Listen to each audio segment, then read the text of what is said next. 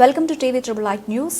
కార్మికుల హక్కుల కోసం, వారి సమస్యల కోసం మాజీ ఎమ్మెల్యే డాక్టర్ గాదరి కిషోర్ కుమార్ సహకారంతో నియోజకవర్గ వ్యాప్తంగా భారత రాష్ట్ర ట్రేడ్ యూనియన్ పోరాడుతుందని నియోజకవర్గ అధ్యక్షులు గౌడ్ చర్ల సత్యనారాయణ అన్నారు. గురువారం తుంగతుర్తి మండల కేంద్రంలో మేడే ఉత్సవాలను పురస్కరించుకుని కార్మిక పతాకాన్ని ఎగురవేసి అసూలు బాసిన కార్మికులకు నివాళులర్పించారు. అనంతరం సత్యనారాయణ మాట్లాడుతూ అసంఘటిత రంగంలో పనిచేసే కార్మికులకు పని భద్రత కల్పించాలని అన్నారు.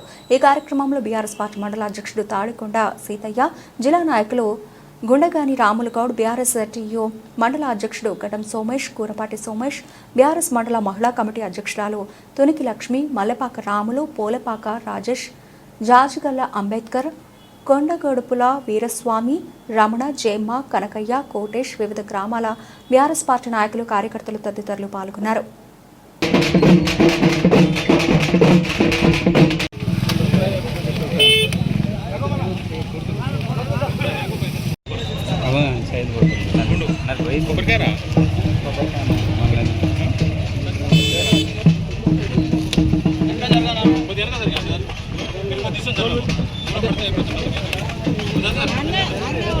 హక్కులను కాపాడడం జరిగింది.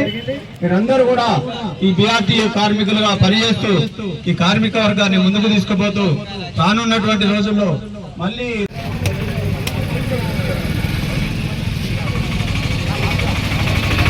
మనం వాడుకున్నారు తప్ప ఏ ఒక్క రోజు చేస్తున్నాను. అదేవిధంగా తెలంగాణ రాష్ట్రం ఏర్పడితే బడుగు బలహీన వర్గాల పని గంటల కోసం జరిగినటువంటి పోరాటంలో చికాగోలో దాదాపు 40 రోజులు జరిగినటువంటి పోరాటంలో అసూలు బాసిన అమరవీరుల యొక్క రక్తం నుంచి తడిసినటువంటి జెండా కార్మిక వర్గం యొక్క జెండా.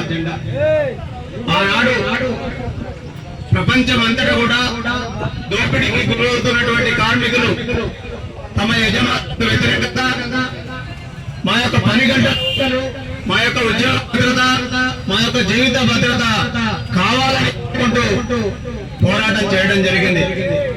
24 గంటలు కార్మికులతో వెచ్చాగం చేసుకుంటూ పారిశ్రామికవేత్తలందరూ కూడా బానిసలుగా చూస్తుంటే తిరుగుబాటు మొదలుపెట్టి యుద్ధం చేసినటువంటి కార్మికులు ఎంతో మంది ప్రాణాలు పెట్టారు.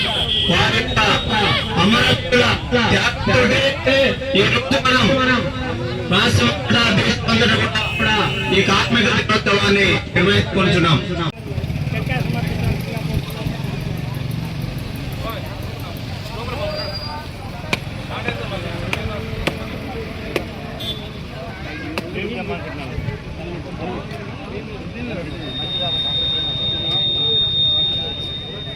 అదేవిధంగా మాజీ డిప్యూటీ గారు విజయమ్మ గారిని సంఖ్యా సమర్పించాలని కోరుతున్నాను. హలో బాగానే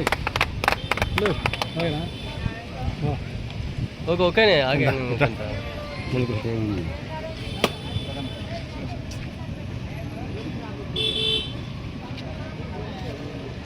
అదేవిధంగా ఏఐటీసీ సివిల్ సప్లై ప్రధాన కార్యదర్శి శ్యామసుందర్ గారిని సంఖ్యా సమర్పించాలని. ఇట్లనే ఉండు. అదేవిధంగా బొంకూరు ఎల్ఐ గారిని సివిల్ సప్లై